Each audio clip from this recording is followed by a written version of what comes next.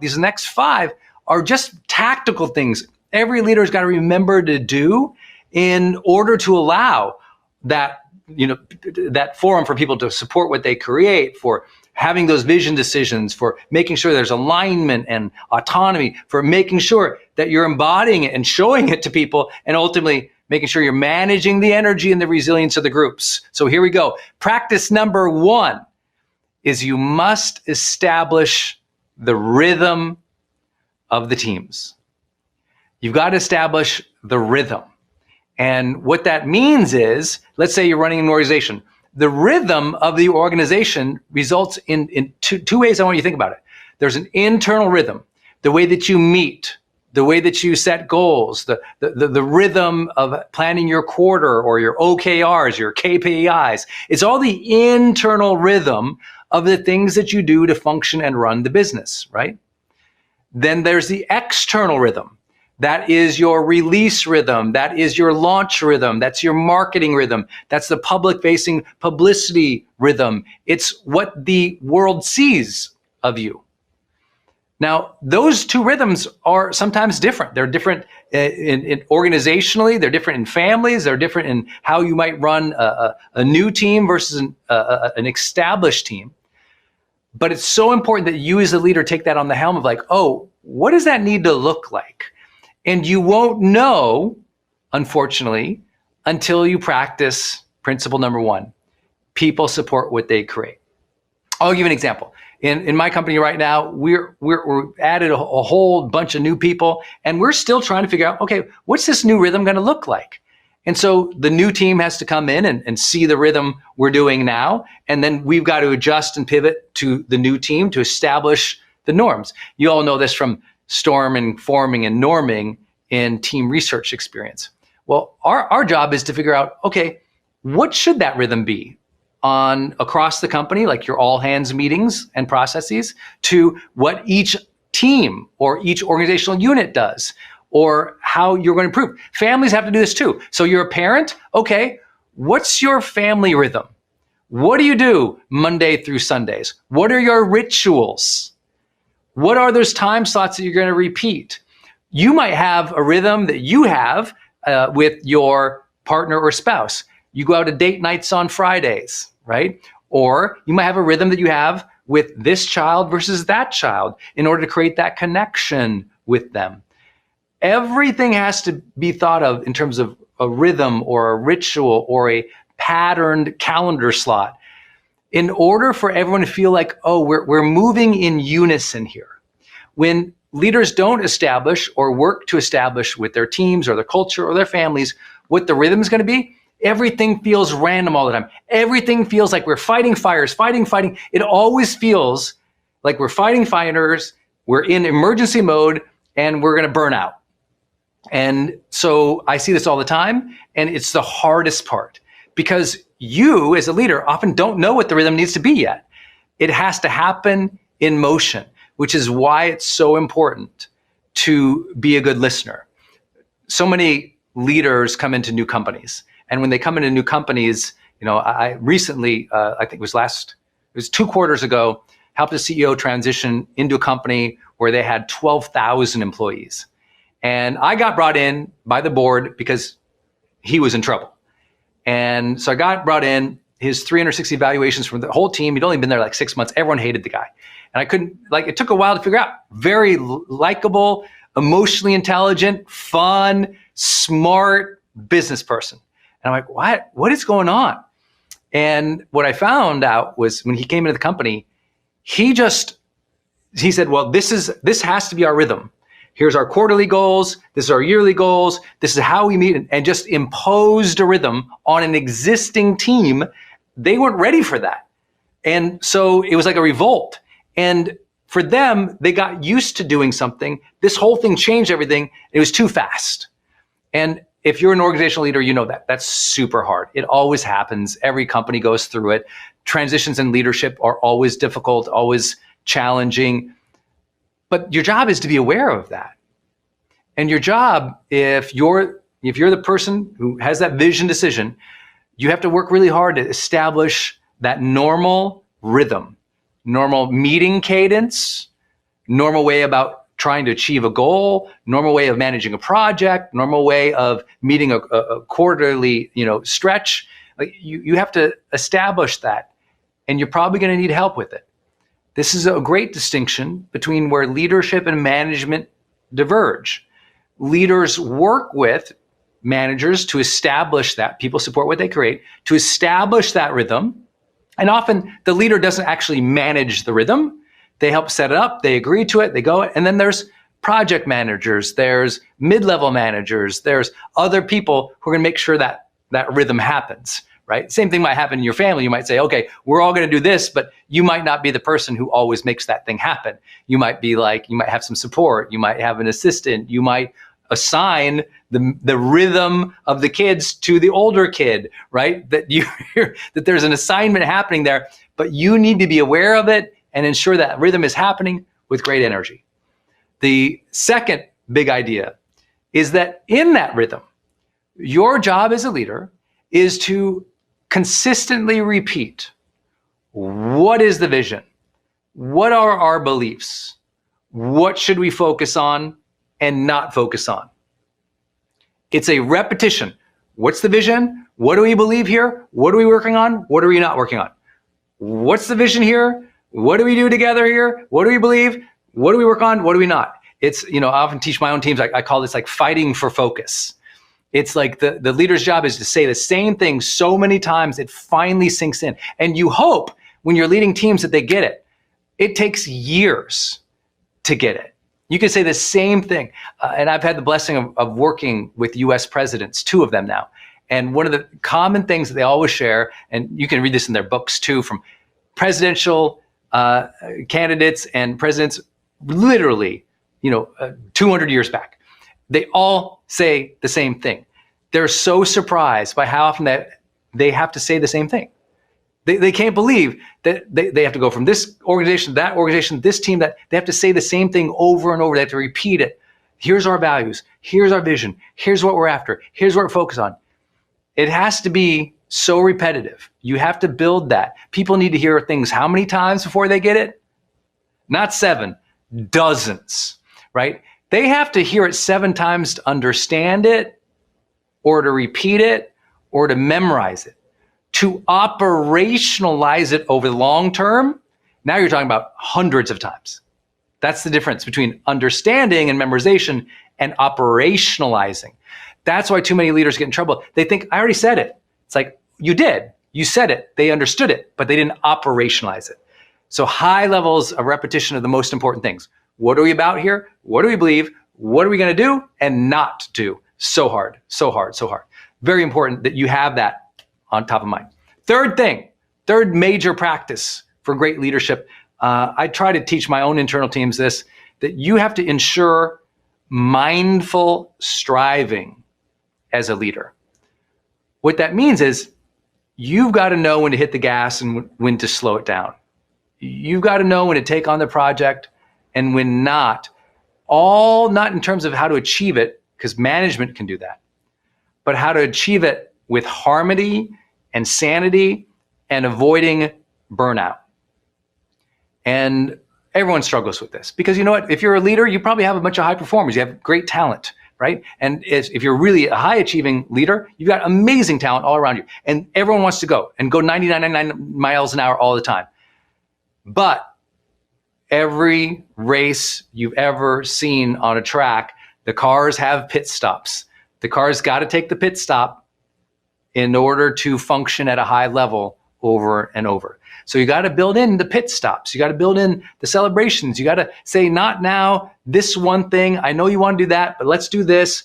And that always takes a lot of discussion and conversation, but you hold the heart of the organization. You have to know when you're pushing too hard.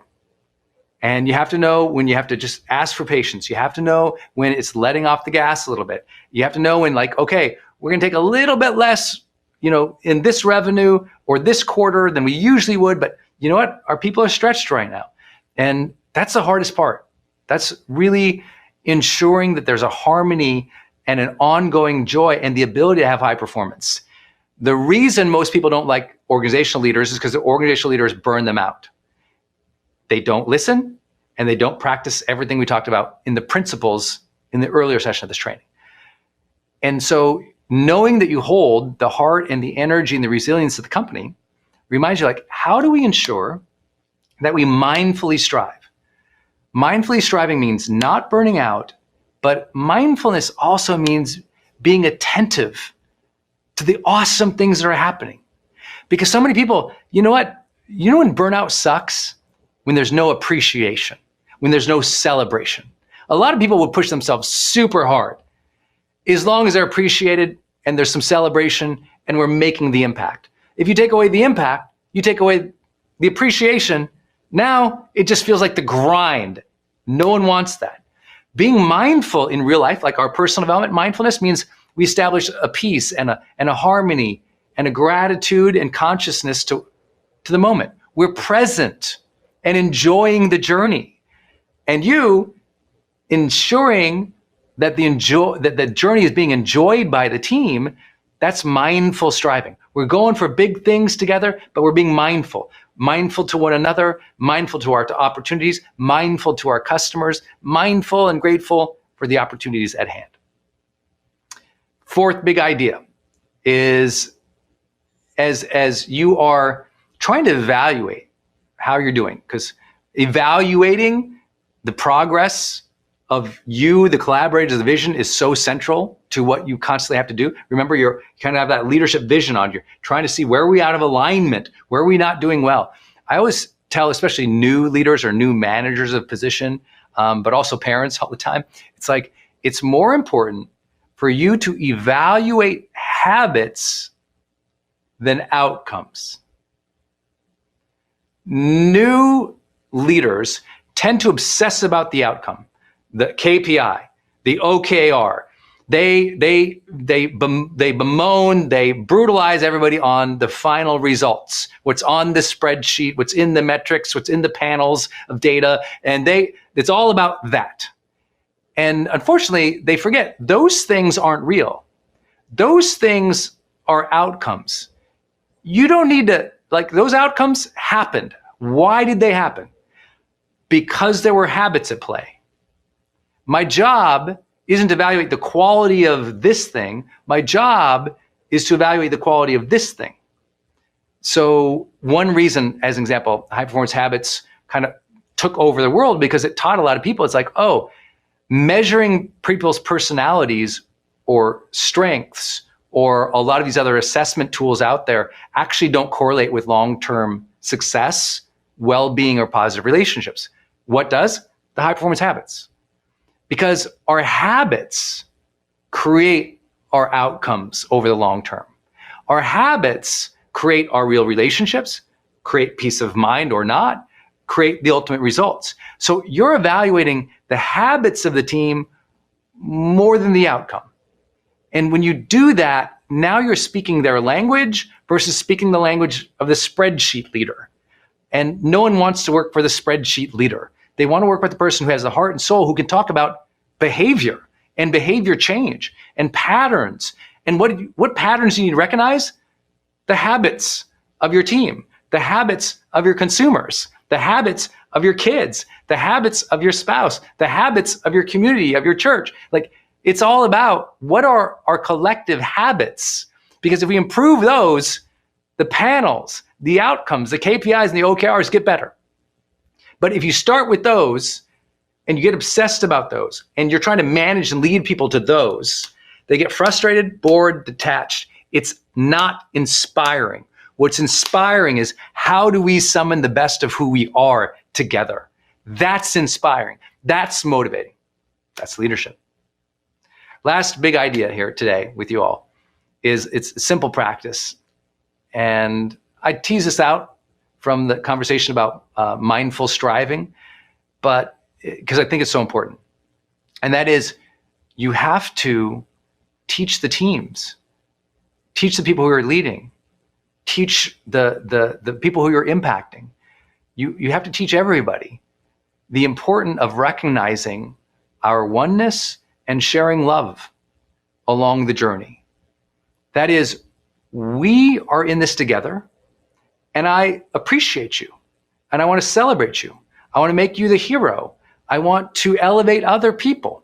It's the sharing of love on the journey is so important that people forget about. It's the heart and the soul of leadership. It's like very few people understand that leadership is just a format, a function of loving other people.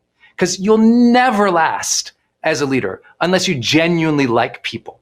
If you don't love other people, if you don't love elevating them, if you don't love listening to them, if you don't love celebrating their wins, if you don't love working hard together to make something happen, you'll never last. Please don't elevate yourself to a leadership position.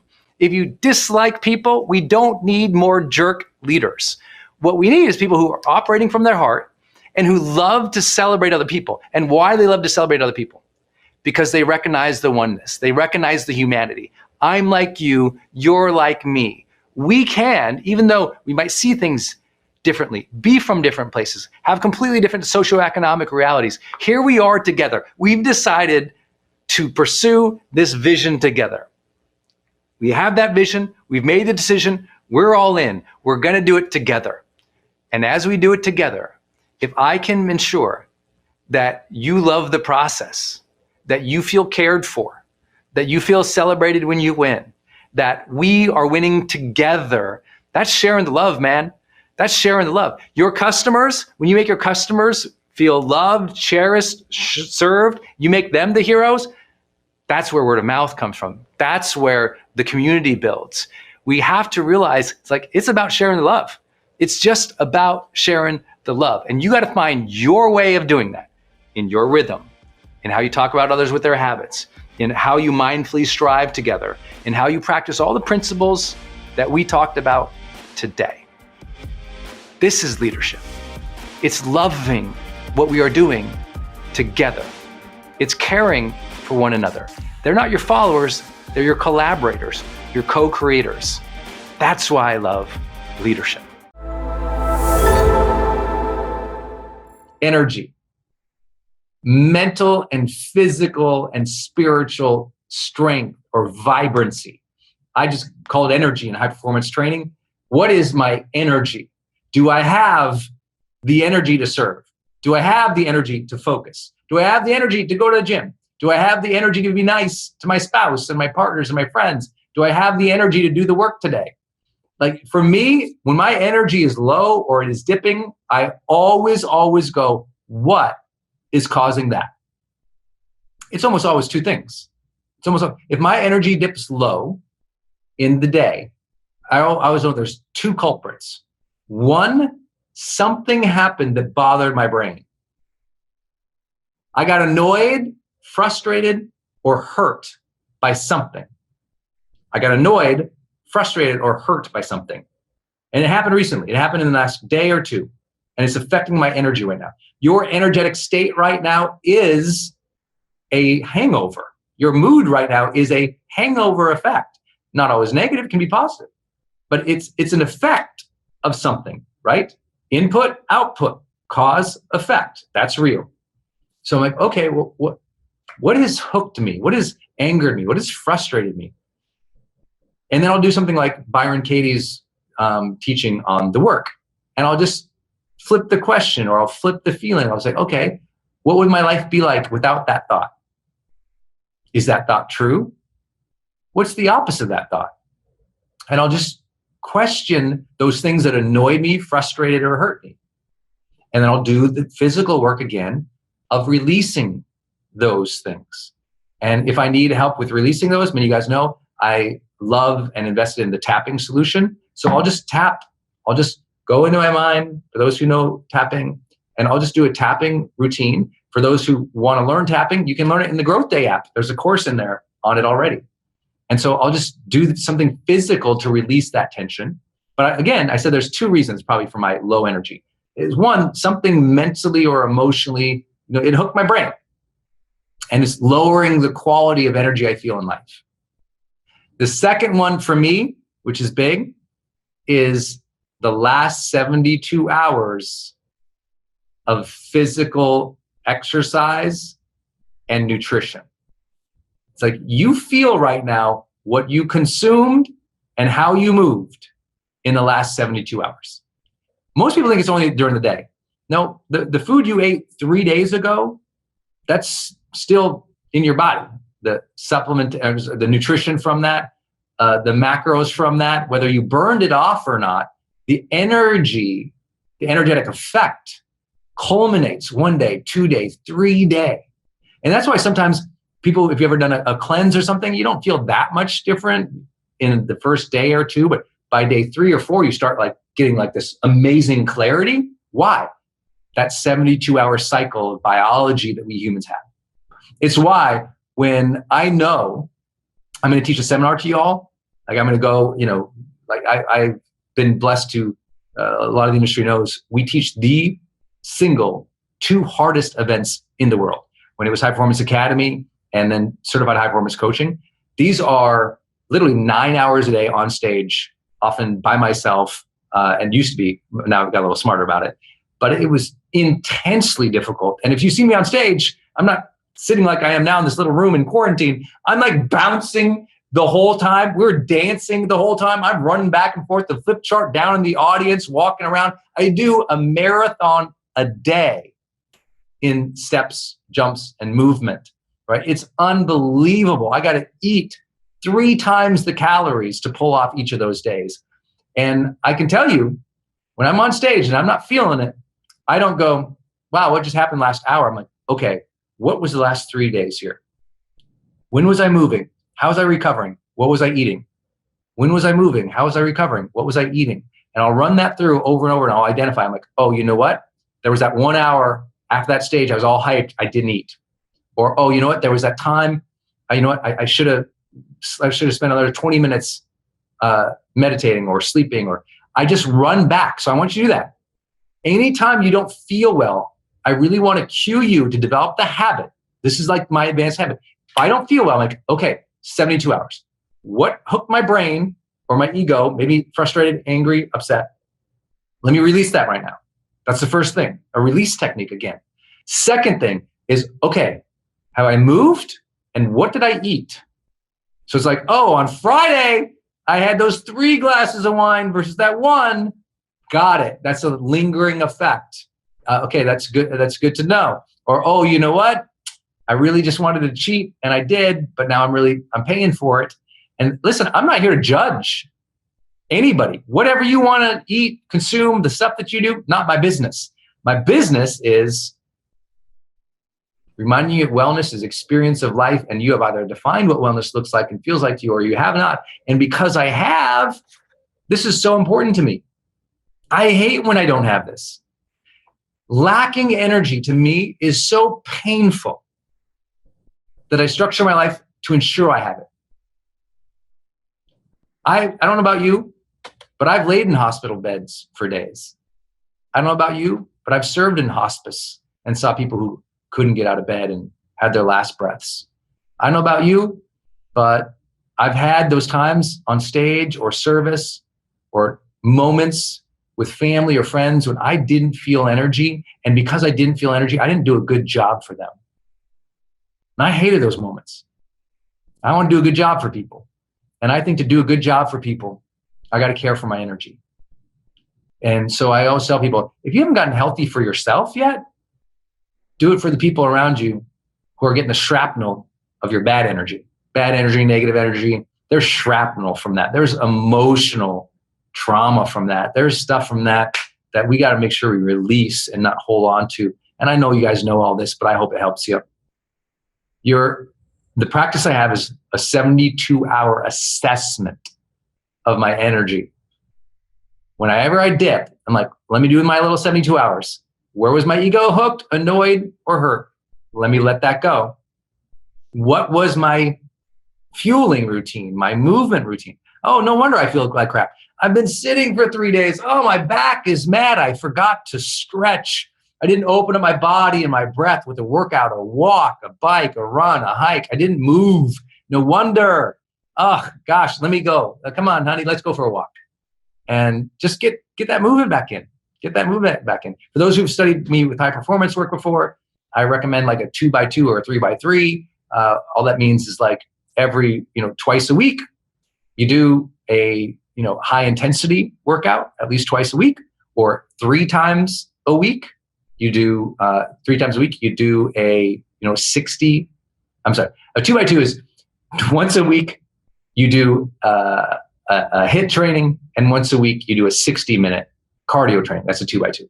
A 3x3 is you're just adding more to that. So you're doing a one session HIIT, 1 session long cardio, 1 session some other type of movement that you love to do that just opens up your body and gives you flexibility, maybe like a yoga or something. But whatever your routine is, did you move? Everyone knows the number one challenge to long-term health is nutrition and movement. Number 1 and number 2. And people always say, no, it must be sleep. I'm like, number 1 and number 2 are the greatest weapons you have for greater sleep. It is your nutrition and it is your physical movement that gives you the ability to sleep well. Now, guess what? When you have reverence for life and you're releasing that tension throughout the day, emotionally, letting go of that ego or that hurt, now you sleep like a baby. Like, I've been blessed with sleep for a long time, not because it came natural, because I sucked at it. And I said, I got to get better at this. So I changed my nutrition. I moved more. I did more emotional releasing of tension. And those were part of my days. Remember, wellness is not something you do once in a while. It is the experience of life. You have to do these many times a day. Also, for those who've studied for a long time, with energy, every 45 minutes, I'm up, I'm bouncing, I'm moving, I'm opening up all the meridians on my body. I'm taking 10 deep breaths and bouncing in place and closing my eyes to rest. That energetic movement every hour, that breath work every hour, that opening meridians every hour, it's how I'm annoying all the time. It's like you just hang out with me like, wow, that guy goes all day. And he's in it all day. I had to train that. You're training your focus right now. You're training your energy. You're training your ability to serve. It's happening right now. And it happened last 72 hours too. High performance training, action mindset. This is important. How do you develop the action mindset, but actually also, here, I should just add this in here. How do you actually get the action mindset and then make it a discipline? Discipline. Here it is. First thing you got to adopt, well, there it goes, is let's try this, your 30-minute daily block. People tell me all the time, Brendon, I got this dream or this goal. I'm like, great. What 30-minute period of day are you going to work on it today? What do you mean? Well, you said you have a big goal, right? Yeah. Big idea, right? Yeah. Okay. Show me when's the 30-minute block that thing gets today. It's a new idea, you say, right? Yeah. Okay. Where is it? Is it 1:30 to 2?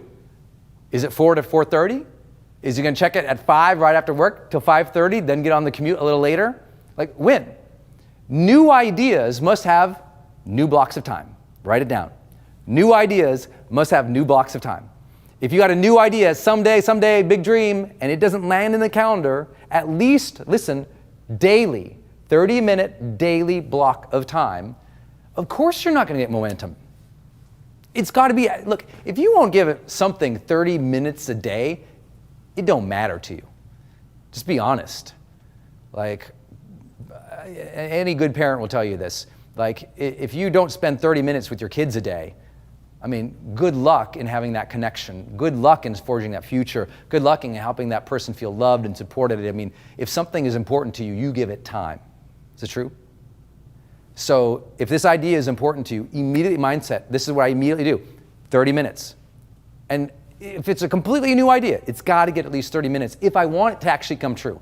And it's important from the time I set the idea, the next day it gets 30 minutes. Big new idea, must do it. If it's important to me, the next day it gets 30 minutes, not 4 years from now. Like right now, I have a big partnership I'm working on. Like it completely came into my life, totally interrupted my life. I don't have any time, but it's important. I found 30 more minutes a day, right? 30 more minutes is easy to find for everybody. People don't think they can, it's possible. I just had a friend, and I get in a huge argument over lunch about this. Not everybody can find 30 minutes. And I'm like, who can't find 30 minutes more a day? Like, show me. Which a little more discipline, a little more planning and preparation, Who can't find 30 more minutes a day? Well, I'm busy and I have all these things and you don't understand. I'm like, okay, well, walk me through your day. Well, I have to get up, I got to get everything, get the kids ready for work, I got to get in the car, I got to commute. That commute's an hour every single day. I can't take away that. I got to do this and this and this. And I'm like, well, what if you didn't drive? What do you mean? Well, what if you didn't drive the car so that your focus and attention could be doing something else?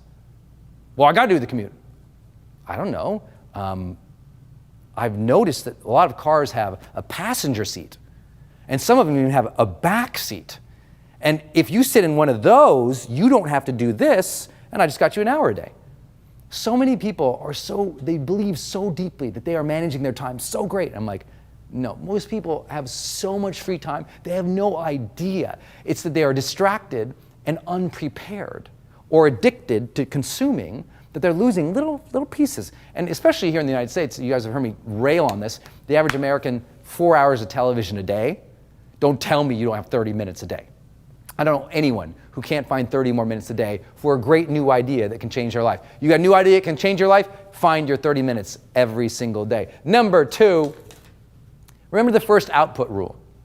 First output rule says this: if you've got a big new dream, big new goal, big new idea, don't think that you have to do what we've all been taught, which is begin with the end in mind, because sometimes you don't know what the end in mind is. But you know the first step. So what I tell people is like, I got a big new idea. I go, great. What's the first output that you would have to create on that immediately? What's like the first output that would start you on the path? I don't know. Okay, figure that out. First step, first output, right? First step is not the research. What's the first output? Let me give you an example. When I began my career, I said, one day I'm gonna do video courses. End in mind, I'm gonna do all my online courses. That was the big idea. I, Brendon Burchard, am gonna do online courses. Guess what I didn't do? I didn't say, well, I better figure out the whole curriculum for all the courses for the rest of my life. Begin with the end in mind. Didn't do that. I said, what's the first step that would allow me to start doing that? Okay, first step, get in front of a camera, teach, and post it on the internet. That's the first output. One teaching video on the internet. So I went and I got my stupid little, at the time, flip video camera. Some of you guys know about those. Got a flip video camera. I duct taped it to a box. I put on my cleanest shirt at the time, and I stared at the camera and I taught. And I pulled off the flip video camera and I spent 4 hours uploading it on the internet. You remember that? Probably not. But you remember that? Yeah, upload, and then it wouldn't play because it wouldn't stream fast enough. But I spent the time. The first output to me building an online course empire, one video. What's your first output? Do that now. That's how you maintain momentum. The reason people don't stick to their habits is because they're waiting to create the output someday.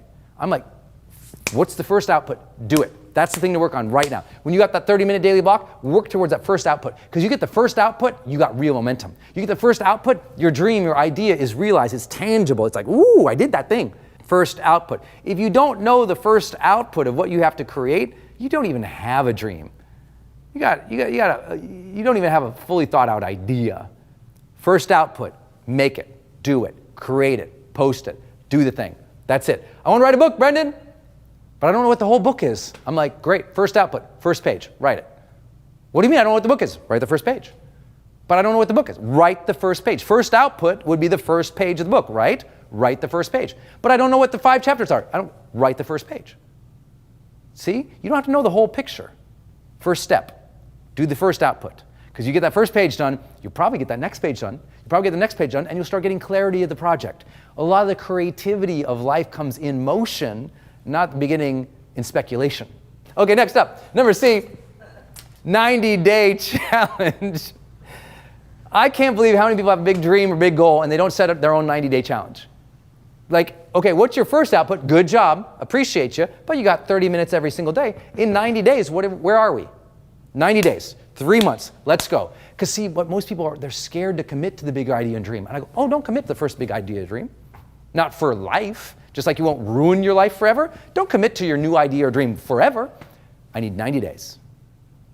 Give me 90 days, man. Commit to that thing 90 days and get at it for 90 days. Reevaluate after the 90 days where you're at. Don't think, see, most people don't take an action because they think, well, I'll have to do this action forever, just like they worry, I'll be ruined forever. There's no forever. There just isn't. There's just now. None of us are guaranteed anything. So if what we have is right this moment and we're looking to the future and we're working towards that, good job. In 90 days, where are you? That's it. What'd you do in 90 days? Did you lose 5 pounds? Great. You don't have to say, I'm going to be completely life transformed. I'm going to have 6-pack abs and still drink pina coladas on the beach with 40 people in bikinis around me. No. Dude, lose 5 pounds. You got 90 days. Go. Like, just set the 90-day challenge for yourself and get at that. And then worry about the next series of goals after that. So if you've got a big idea or a dream and you're really committed to it, commit to a 90-day challenge. And what does that mean for you specifically? What's going to happen at the end of the 90 days? How you think, how you feel, how you'll move, what we will achieve, what outputs are created. Get really clear on those types of things. You'll be so happy you did. Without these things, there is no idea into action. There is no momentum. That's why you didn't stick to your habit, because you didn't give it 30 minutes a day. You didn't stick to your habit because you didn't even know what you were supposed to do. You didn't stick to your habit because you didn't at least set a time period that was realistic for yourself, that was doable. D, you got to have your drop list.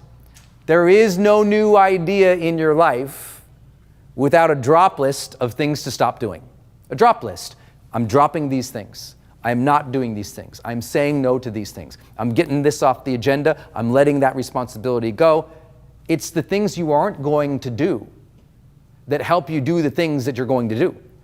So you got to spring clean a little bit. If you got new dreams in your life, spring clean. What are you going to stop doing, right? I'm very, very, very disciplined about this for me personally.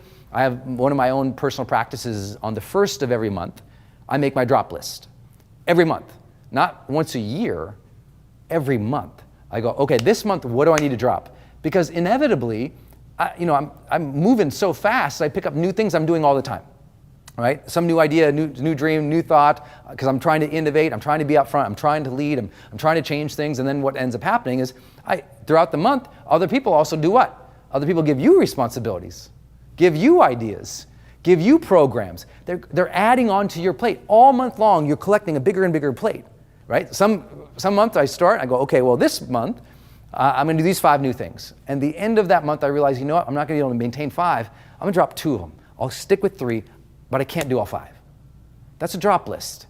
Without a drop list, I have no idea how you can keep adding new things. Make sense? Some of the biggest breakthroughs in our life is when we just stop doing the things that we know aren't right for us. Next up, big important one, the Friday friend status call. Everything that we know from goal setting comes back to sociology. If you don't have someone you're doing something with actively, if you don't have an accountability partner, you don't have a coach, you don't have a friend you go to lunch with or someone you talk it through, then the odds of that happening for you are so low. Because you know what? We're social beings. We need processing time with other people. And the more processing time we have, usually the more progress we get. Right? It's why therapy is so powerful in unlocking people, or coaching so powerful in unlocking people. It's like, oh, I'm processing, oh, I'm getting distinction, I'm getting more progress. You need that Friday friend status call. If you got a big new goal or dream, all I want you to do, every Friday at the end of the day, literally 5-minute, 10-minute, 15, 30-minute call, whatever it is, pick it up, call your friend and say, I did this week. Struggled with this worked, that went well. Now you go. How did you do? And just, you got one person in your life every week you're talking about momentum with. I don't care if it's your mom. I prefer this as a human, so not the cat, but a human that you every single week you talk through things with. Like, where are you? I don't care if it's the librarian. I don't care if it's your social worker. I don't care if it's your brother. I don't care who it is. It's going to be the stranger across the street. Don't talk to strangers if you're PG-13. But everybody else, have that conversation and just on a Friday go, hey man, this is where I'm at. Because if you won't do that, I promise, if you don't socialize your learning, you will not achieve your dreams. You must socialize. What am I learning? Where am I at? How's it going? What am I struggling with? You got to ask for help, but you need a consistent basis. Big dreams require weekly check-ins. Write it down. Big dreams require weekly check-ins. So who's going to be your weekly check-in? Accountability coach? Friend? Mentor? Who? Every week, check-in. And if you're like, well, I don't know anybody, everybody hates me. You know what? Go on your Facebook page every Friday at 5 and go, this is what I learned this week. This is what I tried. What did you guys try? And all the people who make fun of you, delete them. and everybody else say good for you. So easy. Life's very simple. Next, create motivation triggers. When I walked in this door today, it's the same when I walk in the doors of my conference rooms when I'm doing my seminars, that usually my doorway trigger, meaning that's what a motivation trigger is. A trigger is something physical or tangible happens and you attach either a statement or an action to it, okay? Trigger is something tangible that you say or do when something else happens. So when I walk through a door, and that's every door of my life, I walk through a door, my mind almost always says, because I've just conditioned it over and over and over doing this, I walk through a door, my mind says, I am a happy man entering this space ready to serve. I'm a happy man entering this space ready to serve. It's been since I was like 20 years old. One, because I always want to remind myself, I'm happy. I have so much to be grateful for. So do you. So how are you reminding yourself that you're grateful, that you're happy, that you're good? And then I remind myself, I'm entering this space ready to serve. Not hoping to serve, not maybe one day I'll deserve to serve. I'm ready right now. Whatever I know, I believe in my ability to figure things out. I'm ready to serve now. I don't need permission. I don't need more money. I don't need more team. I'm ready to, whatever I got, I'm ready. Let's go. I don't need new things, more things, better things, tons of things. I'm ready to serve right now. Let's go. I'm not ever waiting to provide service to the world. Ever. You don't have to have the big stuff, the fancy stuff. Just go. I didn't have big fancy cameras and lights and fancy big flip charts when I started this. It was me in a really dirty shirt with the thing, the buttons too hung open, like, ugh, you know, it's like, it was so nasty and gnarly and bad. It was awesome, and I was ready to serve. You don't have to have everything. I was watching this documentary recently on my main man, Usain Bolt, one of the greatest, well, he is the greatest sprinter of all time, right? And you see the scene of him, and he's doing sprints in a field with like this sort of little belt tied around his waist, tied to a chain, tied to, we would call it a weight sled, but you could barely call it that. A little metal sled where you put on like, weights, like a 45-pound weight from it, like lifting. And it's like, so he would sprint with this little things. When you go to the NFL, or I work with my, my major teams, they got the fancy sleds, these longer sleds that glide when you take off, that release proportionate amount of tension along with the weight as you speed up, like very fancy contraptions now. This dude, the best ever, is down in Jamaica in a hot field with this huge belt on with like one coach, not 12 coaches, one coach standing there next to him. He ties this thing, and when he takes off, this thing is bouncing along behind him. It's like, you're like, and he's the world's best because he's not waiting to have everything to train, he's training. I'm not waiting to have everything to serve, I'm serving. So many of my people, well, one day when I have a following, I'll post some stuff. I'm like, start posting stuff. Now, one day when I'm ready, I'll put myself, no, there is no one day to be ready. You're ready now, go. It is a mindset you must have.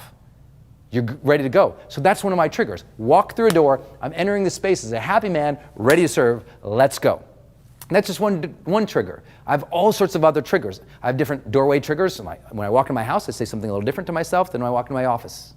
But other triggers I have. When a door closes in a car, every time a door closes in a car, I say something else to myself. When I walk into my office, I take a first action that triggers momentum for me. Like, you need to have first actions or space triggers that help you stay your best. They're ultimately all geared towards one thing. How can you remind yourself to be at your best? And how do you use physical objects, time periods, situations to get yourself there? That's the question. That's your job. These are motivation triggers, because if you're not triggering yourself, the world's doing it for you. And if the world's doing it, you know what the world's going to trigger you towards? Angst, outrage, distraction, consumption. It's not going to trigger you towards you being your best self. So if you didn't maintain your habits this year, go on my YouTube channel and type in the word, type in the power of habits, and you'll see a video that will teach you how to set some more of those examples, right? If you look in a mirror, you should have a mirror trigger. See your reflection of yourself, say something to yourself. I know that sounds like just like positive thinking kind of stuff, and you know what it is. Because what's the alternative? Stupid thinking, negative thinking, scarcity thinking? You need to have a little bit more triggers set up to make you work. And sometimes if it's not just you, get somebody else to do it. Get a coach to do it, a mentor to do it, a friend to do it. But you need to be triggered to be your best. How are you currently triggering yourself to be your best? Many of you know, you've been with me for years. We kind of, now everybody does it, but we were the first one to do it. When the smartphone came out and the first alarm was able to be set a label, I created this training and put it out about saying, hey, use this alarm label on your phone to send yourself reminders to tell you to be awesome. Put your 3 words in here that pop up and remind you who to be. Use this as a trigger to be your best instead of as a box of consumption, because this can be a weapon for good or a weapon that takes you into distraction, but it's up to you. Just like the rest of life. Self-reliance, it's up to you. All right. Hi, my friends. It's Brendon Burchard, founder of GrowthDay. And today we have a special session on the topic of improving your relationships. So if you are in an intimate relationship, you have a partner, you have a spouse, you have someone you're dating, and you're trying to improve that or set that relationship up for great success, this is the topic we're taking on today in GrowthDay. One of our most requested topics, because clearly we've all learned over the last year and throughout the pandemic how difficult it was to have great relationships. If suddenly now you're locked in the house with somebody or you had distance, how do you create a great relationship is something I think we all want. I'm always sharing with you all here in GrowthDay that we all want greater aliveness. We all want more connection. We all want more meaningful pursuits, and we all want more growth. And if you're going to grow in any area that brings you more vibrancy and fulfillment and life satisfaction over the long term, it is with your relationships. Now, I've got a lot of fun to do today with you because in talking about relationships, I made sure not only to come back, I'm going to share a couple of different perspectives today. One, I'll definitely share the research. If you know my work now, it's 25 years studying personal development in depth, including psychology, neuroscience, sociology, behavioral economics, the whole 9 yards, to understand what is it that helps people become higher performing and create greater well-being in relationships. That's what I do, right? So a lot of research I'll share with you here today, but also kind of a little bit magical, hopefully. I'll share my own personal perspectives in dating, in relationship, in marriage. I'll also share with you Denise's. So for those who've been through Transformation Week or have ever taken some teaching and training from Denise and I asked her literally this morning for her list of most important practices that have kept us sane and happy for all these years, going on 18 years. And just like anyone else, ups and downs, challenges in relationships, they are not easy. And so part of that is because you have a different perspective than your partner or your spouse. I also know with the worldwide community, some of you all aren't in a relationship right now. You just ended one and you're trying to debrief and learn and think of, okay, what's it gonna be like next time? Or you're dating someone right now and you're trying to see if you want to deepen that relationship, or maybe they're not the person. Some of you are like, dude, I don't want a relationship right now, but I'd sure like to know this stuff to help my friends. So I'm always telling what to do over coffee. So wherever you're at, I'm going to make some assumptions today because this is literally a seminar on how to improve your intimate relationship. I'm going to use the terms partner or spouse a lot today. I'll kind of default to partner because maybe that partner is someone you're dating and you're deep in that relationship, you're just starting, or it might be a spouse that you're with and maybe you like them or you're trying to improve it. Wherever you're at, it's okay. I've had ups and downs in my relationships my whole life. I know it is not an easy thing. I'm not here to preach to you. I'm here to say this is such an important area of your life. Get this better and everything gets better, right? You know that when your partner, your spouse, your significant other, when they are happy and fulfilled and you are happy and fulfilled, there's a greater flow and magic of energy and love between you. And so it's always about, okay, let me own my stuff and let me help this person in my relationship. Let me support them and cheer them on too. And so I'm going to share two different perspectives. I'm going to start with one that is kind of the double-sided coin that makes relationships so hard. And that is simple rules that you already know, right? And I hope today a lot of what I share is common sense. but we all know it's not always common practice. And that's why so many relationships fall apart. So simple one, first double-sided coin. We all know these two rules, right? One is put the relationship first, right? We all heard that before. And this is Denise's, I'm going to combine two of hers together right here. One is put the relationship first. But the flip side of that coin is you must grow and be independent and be striving to be your best in and outside of the relationship. Otherwise, if you aren't growing, the relationship becomes stagnant. And so it's interesting. That's that interdependence, independence thing that makes all these relationships so dang hard, right? Is because, yes, you want to pour yourself into your partner and your spouse and support them and cheer them on and make decisions just for the relationship. And we all have the individual spirit that wants to manifest and reach our own full potential.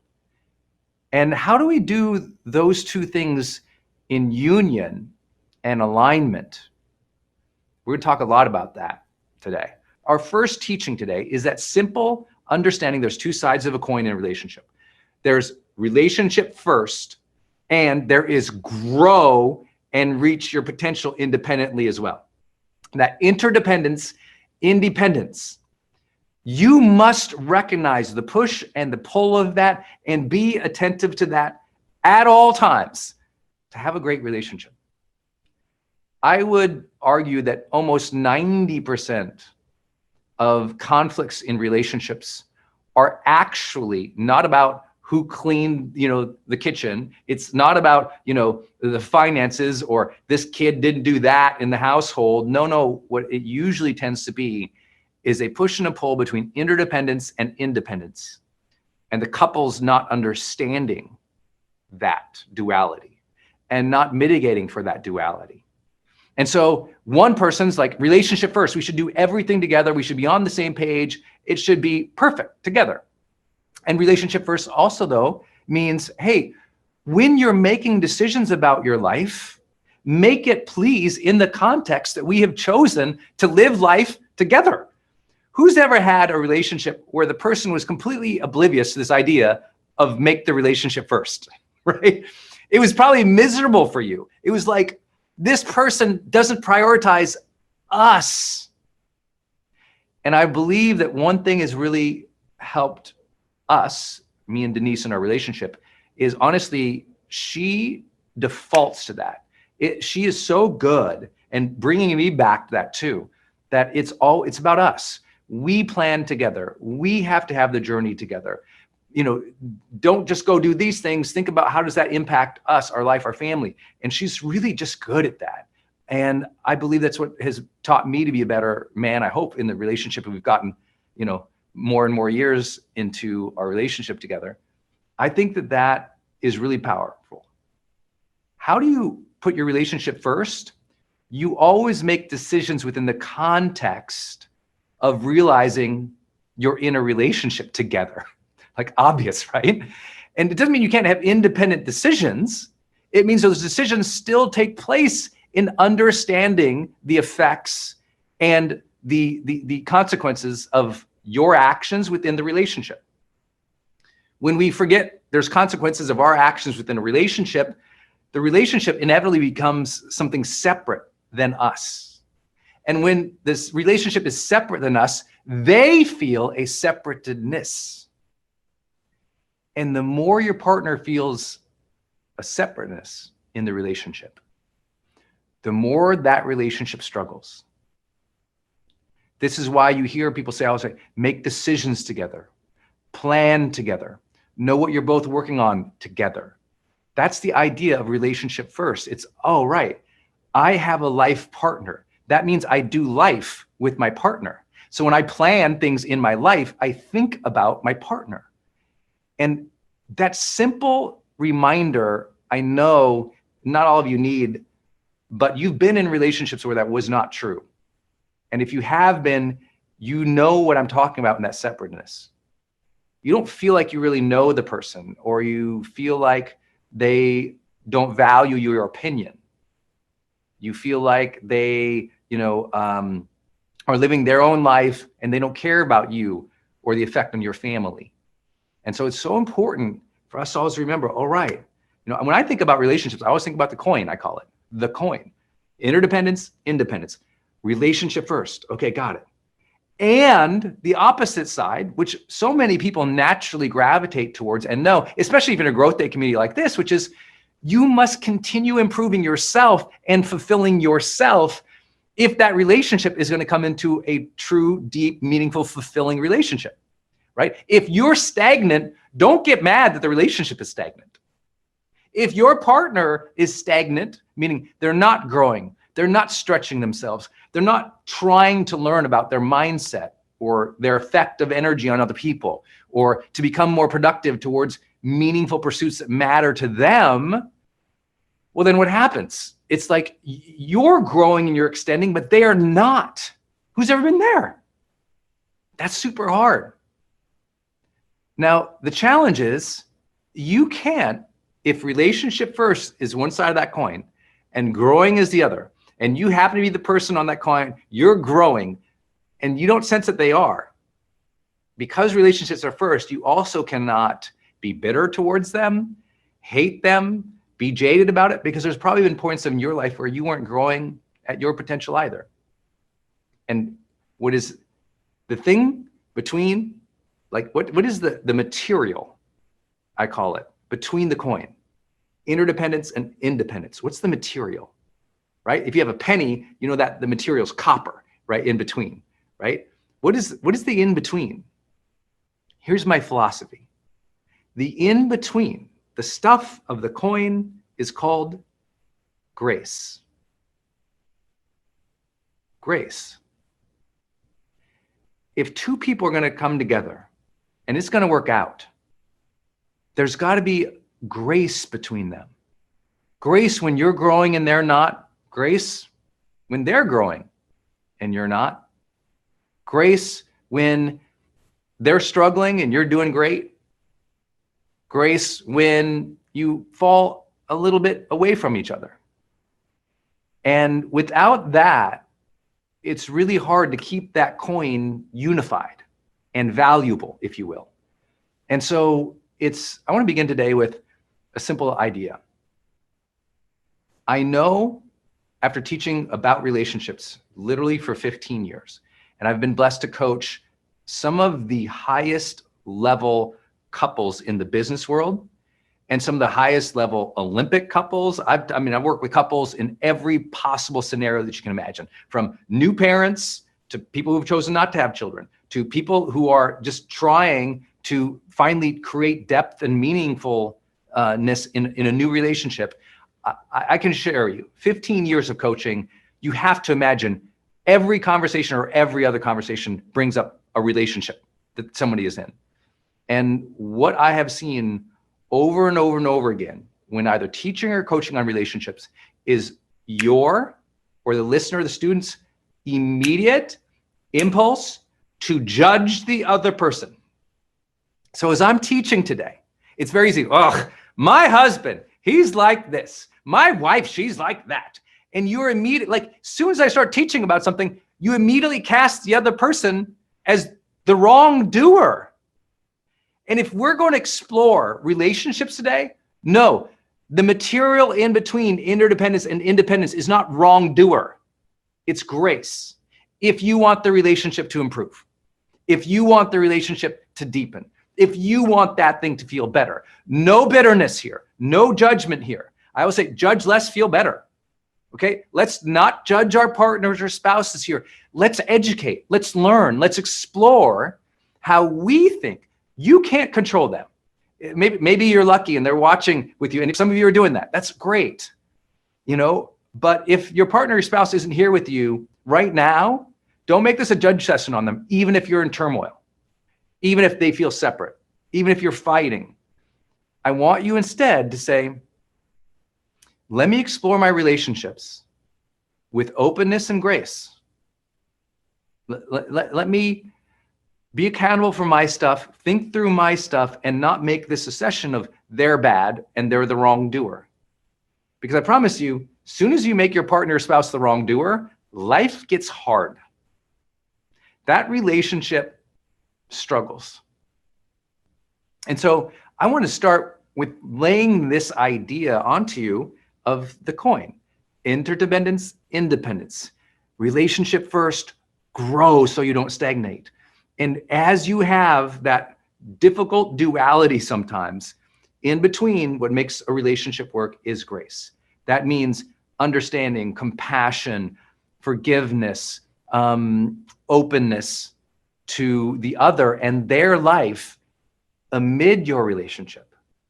I hope that helps. That's the first idea, the coin. The coin, man, the coin. Second big idea, and this is what, I'll come into this perspective of the first thing I would say to someone once they get that, which you always keep front of mind.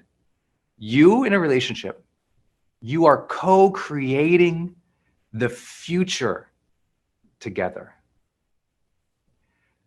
When relationship is difficult, what happens is we are judging the past, or we are feeling upset about the current thing. And what happens is sometimes in relationships, they took the eye off the ball that, oh, we're building a life together. We are co-creating a future in which we are both happy, fulfilled, cared for, loved, excited. It won't be perfect, but it will be better than today. That's what we're doing. We're building our ideal future today, even when it sucked today because the kids, did this all over the house and this finance situation over here, and I'm having this trouble, and she doesn't understand or he doesn't understand, and you're in that place where they don't get it. Oh my God. Okay, this is a time to reorient and be like, oh right, I'm not here to be angry about the past. I'm not here to be upset about right now. It's like, oh, we're on a project together, building the future. It's so funny how people sometimes have some complete behavior that is different at work than at home. And obviously these are two different things. But so many people, if they're at work and they're working on a project, they have to deliver something amazing to a client, right? They collaborate, and if there's a problem, they solve it, they move on, and it's kind of like solve, move on, because what are we trying to do? We're trying to deliver this thing. You're trying to deliver a future for you and your family together. You're trying to co-create something that is better and more beautiful than you could even imagine now. I've been very lucky to do hospice work in my life and be with people and their families at the end of their lives. And you and I both know that in those moments towards the end, relationships really matter. And I've been with couples in those last days and moments. And the beauty of a couple that has built a good life together in those last moments, it's incomparable. It's the solace, the peace, the reverence for life that happens when a couple built a good life together and they get to be together or support each other in their last weeks or months or years of life. It's really an incredible sight to behold. It's very humbling. It's very humbling. It was always a reminder to me, is like, they built a good life. So at the end, they're handling this well. They feel fulfilled and grateful to have had each other. It's really, if you haven't been with people towards the end, it's super hard to explain because it's so magical. It's also so rare because very few people remember, oh, we're building this life together. I've officiated some weddings with some friends, and oh my gosh, I've been to so many weddings, I can't even count. And I always try to think about the couple in the future. What are they going to be like? What do they desire? What's the win for them on either side of that coin? What does it look like in the future? Maybe today, if you've been struggling in a relationship or you came out of one and things just weren't good, maybe today is that day you go into your journal and growth day and you actually spend 20 minutes, 30 minutes, an hour writing about what would be that future relationship that you want or you're willing to create with your partner, your spouse, or somebody new in the future. What does that look like? Because you're co-creating the future together. That's so powerful. You know, I think of some of my favorite times in my relationship with Denise, and it would be times when we were, you know, we were working to you know, we had separate careers, but we were like on the same page because we're going to go, you know, buy this dream house, and she's going to design it, and I'm going to, you know, do these parts of, and we're going to take on this project together to move somewhere, or to start this thing, or to open this business, or to try this new adventure.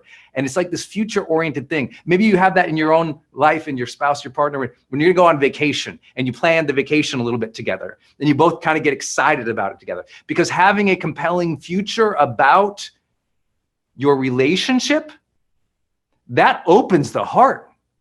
When you see nothing but a dead end and an awful day again tomorrow and the next day and the month after that, you and I both know how bad that feels. And so we must, no matter how difficult it is, reorient ourselves to an idyllic future together and do the hard work to get there. It's not just about co-creating the future, though. My related point here is we're co-creating the future, and we are co-creating energy together. One of my favorite questions in mediation. So mediation usually means, in my world, that there's two partners or two parties and they're fighting and they can't resolve their stuff. So I'm brought in to help them work through stuff, right? And I spent a lot of my college years and grad school years doing this. And so I would see, you know, all these examples of where people were really, they thought they were fighting about content, but the really issue was, it was the process and the energy that they were fighting about. It wasn't about the kids or the finances or that thing she did or he did. It was really about the energy they were feeling then. So I would always love to ask them, literally my first couple questions to a couple is, tell me about the energy you two create together. When you're alone, what's the energy of the house? When you're on a trip, what's the energy between you? When you're out with friends, what's the energy? And inevitably, if the relationship, listen to this so closely, if the relationship is in a tough place, one person is blaming the other for that energy, not realizing in relationships, energy is co-created. This can be your day for personal growth. This can be that day you committed to and you remember and you go, that was the day I got myself a community. I got better coaches. I committed to making my life the absolute best that I could. This is that day. Make today your growth day. Click the button on this page and sign up right now.